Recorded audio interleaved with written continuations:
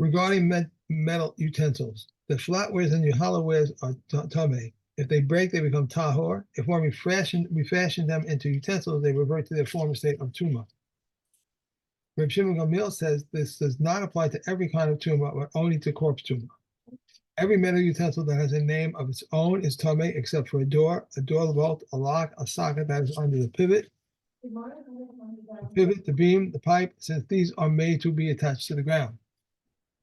Regarding one who makes utensils from iron ore, from metal ingot, or from the hoop of a wheel, or from sheet metal, or from plating, or from the bases of utensils, or from rims of utensils, from the handles of utensils, from scraps or from filings, utensils are tahor. Rav Yochanan ben Nori says even utensils made from cut pieces, but utensils made from pieces of broken utensils, or from fragments, or from nails that were known to have been made from other utensils are tameh. If one made utensils from nails, Beit Shammai rules them tameh, Hillel rules them tahor. Okay. There's one question. Okay. Some of these things, Shaul, on the previous Mishnah, are not attached to the ground. They're part of the door, but not part of the ground. Unless I'm looking at it, there's a door bolt with it would be attached, but like the knob and the hinges. But the usage is all basically with the door, which is attached to the house, which is attached to the ground. It's all okay. That's what I thought. Okay, all right. Okay. Barzel Tame. Okay, so you got a piece of Tame metal. We know it became Tame, and he melted it down and mixed it with Barzel Tahor, with Tahor metal that we know is okay. Okay, so now Im rov min hatame tame, vim rov min tahor tahor. So we go according to the majority. Was it mostly tame? Was it mostly tahor? And we can do this because remember the whole reason why everything returns to its original state of tuma, if you make a new kli out of it, is durabanan. Once it's melted down, that's it. The tuma is gone. The reality is that the tuma is gone. Right. On the doraisa level. Okay, but so when they mix together, the one doesn't cause tumor to the other one. There's no tumor around at all. Okay. If we say it's 50-50, then we still say it's tameh. And we have a similar principle, but slightly different context when we've got chalama is a kind of a clay, which the commentary describes as consistency of like an egg white. Right. And it gets mixed with dung. So now a kli made of earthenware obviously is susceptible to tumah, and a kli made of dung is not. So depending on the proportions of your mix is whether or not this kli is susceptible to tumah. Okay. So in the first part of the Mishnah, we were talking about whether it is actually tahor, and the second part is talking about whether it is potentially tameh. Okay. Klostra. Okay, the klostra, that's the door bolt. We actually had it in that diagram of the part of the door in Mishna base. Right, where is it again? There we go. On page 485. So you see the klostra on the left hand side is that knob that acts as a door stopper. Okay. Now ask a kasha. We just said that those things are all tahor. Anything that's attached to the ground is tahor. So why is this klostra with a knob? Why is it tameh? And so the commentary comes and points out that this is because okay, here you can see in the second paragraph in the second column of page 498. Although as learned in Mishnah base, a utensil made specifically to be connected to the ground, either directly or to something else that is attached to the ground, such as the utensils listed by that Mishnah, among them a door bolt, is not susceptible to tumah. The door bolt of our Mishnah is nevertheless tameh. That's because the sphere-shaped knob at the head of our Mishnah's door bolt makes it suitable to use as a pestle for pounding spices. So since aside from its use as a door bolt, it is an occasion used to pound spices, a purpose that is not associated with anything attached to the ground, it is susceptible to tumah. Okay. Mitzupa tahora, and what if it's plated? Okay, so now we're going to see a few of these cases in the Mishnayos today of where it is, but if it's plated, it's tahor. Now there's a little bit of an ambiguity here as to, are we talking about something that is potentially tamei or something that is actually tamei. Okay, and it's not 100% clear, because you can see that there's a machlokes about these interpretations. Is it talking about that are we making the distinction that it's a wooden bolt that's plated with metal, or is it just plated with something that we know to have been tahor or tamei before? So looking at the main commentary over here on the top of 499, our Mishnah refers to a knob's door bolt made of metal that originated from a tahor source, which was plated with a metal that originated from a tamei utensil, or one whose status is unknown. Okay, the Mishnah teaches that the rabbinic decree that restores form a tumah does not apply in this case, and the door bolt is tahor. For although the plating came from a tamei source, with regards to the decree, the status of the door bolt is determined by its main body and not by its plating. Okay, so according to this main interpretation by which is concords with Rav, Rash, and Rosh, it's talking about the actual tumah status of the kli, and if the main body is known to be tahor but it was plated with metal that came from a potentially tamei source, we nonetheless say it's tahor. There are other interpretations though that say we're talking about a wooden bolt that's plated with metal, and it's impervious to tumah because the metal covering is just serving the main wooden part, which is not susceptible to tumah.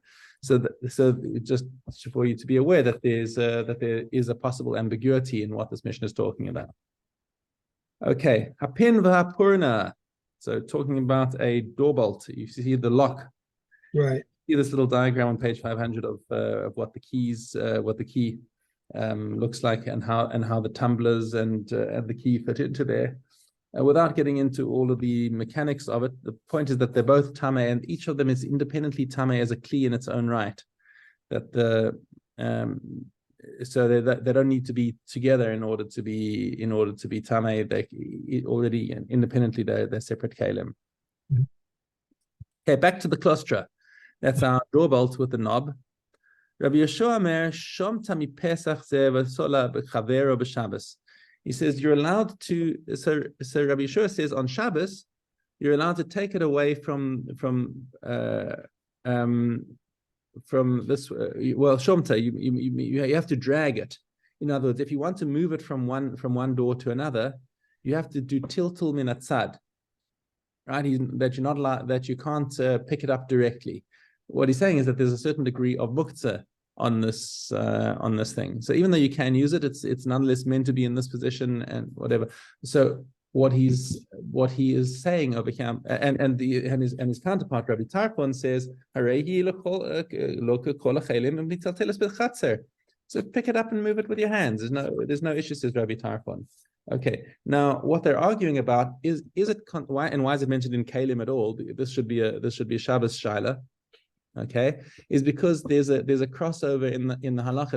There's a correspondence in halacha that if something is a kli, then you're allowed to pick it up on Shabbos. There's no muktzah on it. But if something's not considered a kli, then it's not even susceptible to tumah. And that is the argument here, and why it's mentioned is that Rabbi Yeshua is saying that this bolt over here is not considered a kli, and if you want to use it. If you want to use it, it's muktzah, but correspondingly, it's also not susceptible to tumah. And Rabbi Tarfon says no, it is usable and it is susceptible to tumah. Okay, Mishnah Hay, akrav shel prumbia, and akrav. The term scorpion is because it's the bit that goes into the horse's mouth. It's part of its bridle, and it is.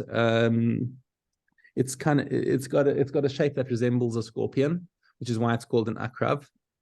Okay, and this is tamei. Now that, in other words, it is susceptible to tumah. Hello, Elchanan, you got some tea? My grandson's next to me. Yeah, Not the newborn. The newborn's not drinking tea. Not walking either. Yeah. Okay, so this is considered tamei. Now, in contrast, the lechayim, the cheeks, are tahor. Now, this is when they are in separate pieces, when the assembly has been taken apart. Okay, and what's the difference between the akrav and the lechayim? Is that akrav is something that's very unambiguous as to what part it is. And we remember we had a Mishna that we learned yesterday that said if it's got a name of its own, then it's mekabel tumah. But if it's got a shem levai, if it's got an adjunct name, then you won't know how to identify it unless you put another word next to it. So this has got so the chayim, the cheeks, could be referring to other things. It's not 100% clear when you say give me the lechayim. Are you talking about from the bridle? Yeah. Okay. Yeah. That's the one. So that's so therefore when it's disassembled, it's not used. It doesn't become tamei in its own right. Rabbi Eliezer he disagrees and says that it is unambiguous, and possibly the machlokes between the Tanna Kama and Rabbi Eliezer is just about in their own hometowns, does it have a shem levai or not? Do people know what you're talking about if you just call it as a lechayim? Chachamim omrim ein tamei ela akrav. So the Chachamim seemingly come and just reiterate the position of the Tanna Kama, which immediately makes you perk up and say, why did the Chachamim come and say exactly what the Tanna Kama said? And the answer is that invariably we're going to say no. The Tanna Kama is arguing with Chachamim, and what is the difference is that Chachamim are saying ein tamei el akrav. The only piece of the whole assembly that is tamei in its own right is the akrav, whereas the Tanna Kama is saying that the only piece of the whole assembly that is tahor is the lechayim, and all the other little pieces are also tamei. But when everything is connected together and forms into one bridle, then everything is susceptible to tumah. Okay. Right. Pika shel mateches. So the whirl, right? The whirl is the round weight with a hole in its center through which one end of a spindle is inserted. Okay, and the purpose is to weigh down the spindle. Okay, so generally made of wood, since they lack receptacles, they're not susceptible to tumah. But our Mishnah is referring to one made of metal, so its lack of receptacle is not a factor in determining whether or not it's susceptible to tumah. So the whole thing's made of metal. Rabbi Akiva matame v'chachamim matarin.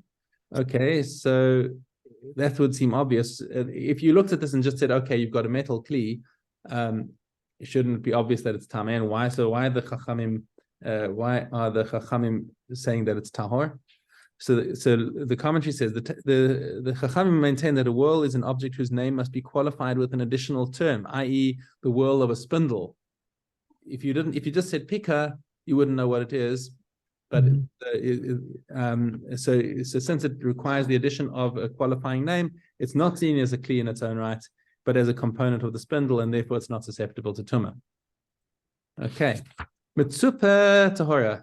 Once again, we have the situation where something that's plated is tahor, and our simplest interpretation of this is that that the core of it was made of metal that is known to be tahor, but it was plated with metal that came from a questionable source, and therefore we suspect that it might have been tamei. But in this case, we're going to say, since it's just a plating, we'll scrap that rabbinic decree over there. The Chazal won't go there in the situation where it's just the plating that we're talking about. Okay, hakush v'ha'ima v'ha'makel. Okay, so we're going to have a list of things over here that are all independently tamei. So that's the spindle, the distaff, the rod. Symphonia, like it sounds, is a musical instrument. And the khalil, the flute, shel mateches. All of these things that are made out of metal are all tamei. Mitzupin tahorim. But if they are plated, so we kind of switch in context by saying this. The first tamei is talking about susceptibility to tumah, and the second, when we say tahor, is talking when it's plating, is talking again about the actuality. Is it tamei if the metal for the plating comes from a questionable source? And again, we say that's tahor. Symphonia im yeshba base kibul kanafayim. Now, coming back to our symphonia, the musical instrument, if it has a base kibul, which is a receptacle for the valve. So right, it says it for wings. It looks like these wings. Ben kach or ben kach tmea. Now this throws our whole interpretation into a problem, because if we were talking about a metal kli, then why are we talking about a base kibble? Because a base kibble does because the receptacle doesn't make a difference by metal Keilim. Right. They're flat or not. Their metal Keilim are always susceptible to tumor. So why does it suddenly start talking about a base kibble? And so we're forced into the conclusion that actually the symphonia that we're talking about is a kli 8. It's a wooden kli, and now we've got to kind of revise backwards what we were talking about before. That we were talking about a wooden symphonia that was plated. And it actually becomes very difficult. So the article commentary actually says on the bottom of 510, says this line of the Mishnah is very difficult to understand.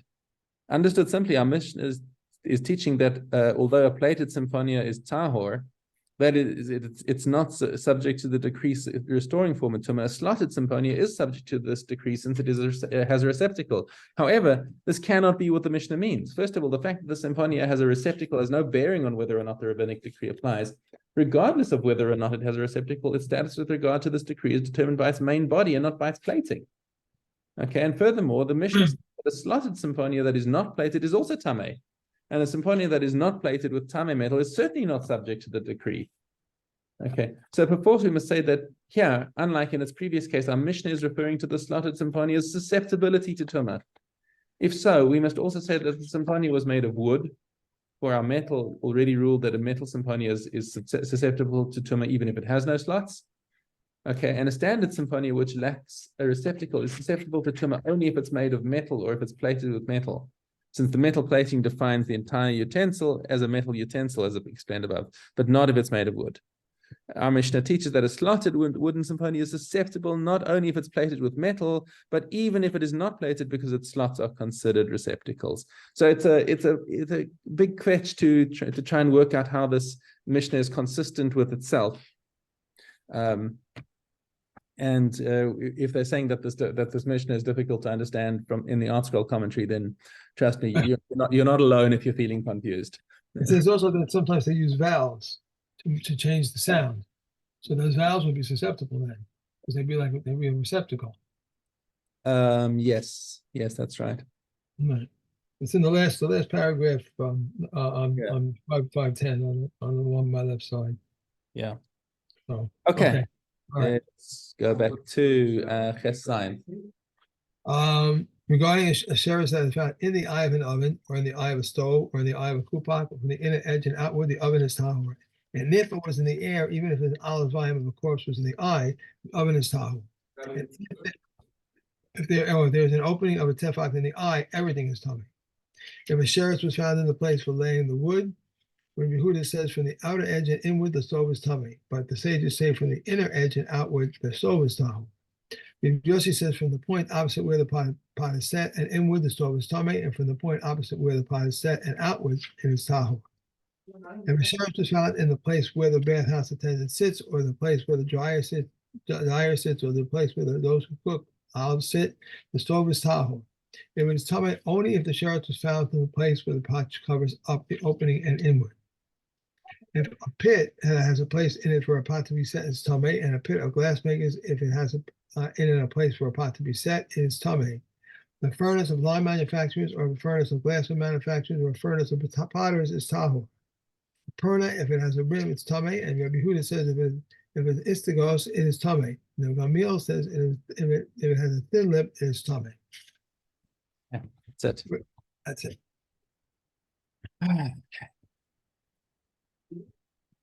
Okay, Midas Gimel Aleph.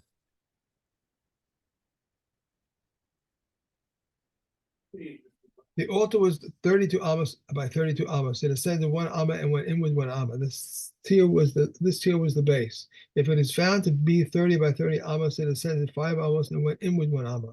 This tier was a ledge. It is found to be 28 by 28 amos, and the space for the horns measured an amma on this side and an amma on that side. It is found to be 26 by 26 amos. The space where the feet of the Kohanim walk measured an amma on this side and an amma on that side. And if it is found to be 24 by 24 amos, this is the space for the pyre. Rabbi Yossi says originally the altar was only 28 by 28 amos, and it narrowed and ascended in the same manner until it's found that the space for the pyre measured only 20 by 20. But when the exiles ascended, they added to the altar 4 amos on the south and 4 on the west in the shape of a gamma. So it is stated, as it is stated, the hearth area is 12 amos by 12 wide square. It might be thought that the space for the pyre was only 12 by 12, and the verse states that it has 4 quadrants. It teaches that it is a center point of the altar that the verse is measuring 12 amos in each direction. And a line of red encircled the altar at the halfway point of its height to separate between the upper bloods and the lower bloods. And the base traveled the entire north side and the entire west side of the altar and consumed 1 amma in the south and 1 amma in the east. At the southwest corner, there were 2 holes like 2 fine nostrils, so that the sacrificial bloods that were placed on the western base and the southern base would be drained through them and mixed together in the stream, and the blood-enriched water would flow to the Kidron Valley. Below on the floor of the center, below on the floor of the corner, at the corner was a hollow place that measured 1 amma by 1 amma, and on the top of this hollow there was a marble tile with a ring affixed in it, that through it there would be attended to the shits to clean it. And there was a ramp to the south of the altar, which measured 32 by 32, or 32 by 16, and the ramp had an alcove built in it to its west, but there they would place the unfit bird katos offering. Okay. The Choros, Gimel Gimel.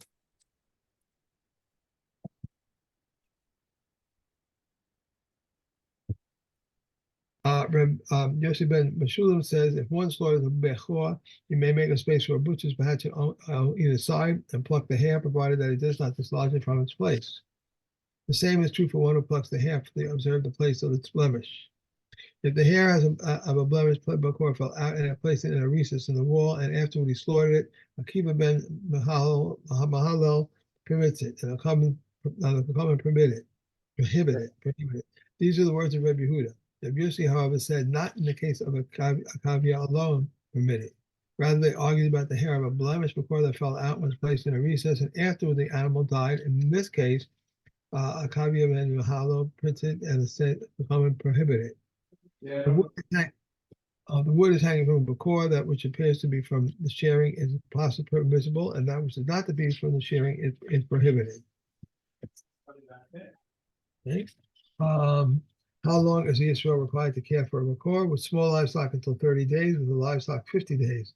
The Yossi says with small livestock 3 months, if the Kohen said within this time, give it to me, he may not give it to him. If it was blemished and he said to him, give it to me so that I may see it, and it is permissible. However, just during the era of the temple, it was perfect, and he said to him, give it to me that I may offer it, it is permissible. The bakor must be eaten within the year, but it is perfect or blemished, as is said, in the before Hashem your God, you shall eat it by year by year. Okay. We are on to Baba Basra. Baba Basra. Gimel. We may write a get for a man even though his wife is not with him, and a receipt for the woman even though her husband is not with her, and the borrower pays the fee. I'm sorry, I made a mistake. I skipped the page. Okay. The husband a fee receipt for the woman even though her husband is not with her, provided that we recognize them and the husband pays the fee. We may write a document for a borrower even though the lender is out not with him, but we do not write for a lender unless the borrower is with him, and the borrower pays the fee. We may write a document for a seller even though the buyer is not with him, but we do not write for a buyer until the seller is with him and the buyer pays the fee. We do not write documents of betrothal of marriage except for the knowledge of both parties, and the groom pays the fee. We do not write a sharecropping contract or a rental contract except for the knowledge of both parties, and the tenant pays the fee. We do not write documents of designation or any court judgments except for the knowledge of both parties, and they share both in the fee.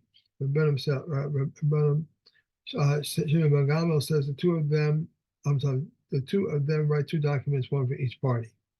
One who paid part of his debt and gave his own documents to a third party and said to him, if I do not pay you between now and such a day, give him his document.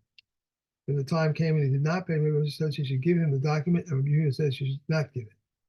If someone said, that's it. We're done 3. 6, 7. Now we have one more tomorrow, and then we're going to go on to Are we going on to? We're going Sanhedrin next. Sanhedrin next. So okay. Okay, we're on to Yoma Zayin base. Base. One who sees the Kohen Gadol when he reads cannot see the ox and the he goat as they are burned. And one who sees the ox and the he goat being burned cannot see the Kohen Gadol when he reads, not because he may not, but because the distance between them was great and both services performed at the exact same time. If he read the Torah in the linen vestments, then he washed his hands and feet, undressed, went down into the mikveh, and immersed himself. He came up and dried himself. He brought with him the golden vessels. He dressed and washed his hands and feet. Then he went out and sacrificed his ram, and the ram of the people, and the 7 blemish male sheep in the first year. That is the opinion of Rabbi Eliezer. Rabbi Akiva says they were brought with the daily morning offering as well as with the ox for a burnt offering, and the he goat, which is done outside, were brought with the daily offering, the daily afternoon offering. He washed his hands and feet, undressed, and went down to the mikveh, immersed himself, and came up and dried himself. They brought him white linen vestments. He dressed and washed his hands and feet. He entered the Holy of Holies to remove the ladle and the shovel. He washed his hands and feet, undressed, went down, immersed himself, came up from the mikveh, and dried himself. They brought him 2 golden vestments. They brought him golden vestments. He dressed, washed his hands and feet, and entered the Holy to burn the afternoon's incense to light the lamps. Then he washed his hands and feet, undressed. They brought him his personal clothing, and he dressed, and they accompanied him to his home, and made a feast for his friends for having left the temple safely. Okay. I'm sorry? Emes Manedar Haya Kohen Gadol. We have base Zion. Yeah. The green leaves of greens combine, but with white leaves do not combine. With Elazar, the son of Zadok, says the white leaves combine in the case of Karabi because they are food, and in the case of lettuce, they protect the food. Regarding the leaves of onions and the stalks of onions, if they contain sap, they are measured as they are. But if they contain a hollow, one must compress the hollow. Sponge bread is measured as it is. If it contains a hollow, one must compress the hollow. Regarding the meat of a calf that swelled and the meat of an old animal that shrank, they are measured as they are. Regarding a cucumber that was planted in a flower pot and it grew and extended out of the flower pot, it is tahor. Reb Shimon says, what is the basis for purifying it? Rather, the tummy portion remains with its tumah and the tahor portion may be eaten. Okay. That was it? Okay, That's question. it. 3. Quick question, you don't have to run.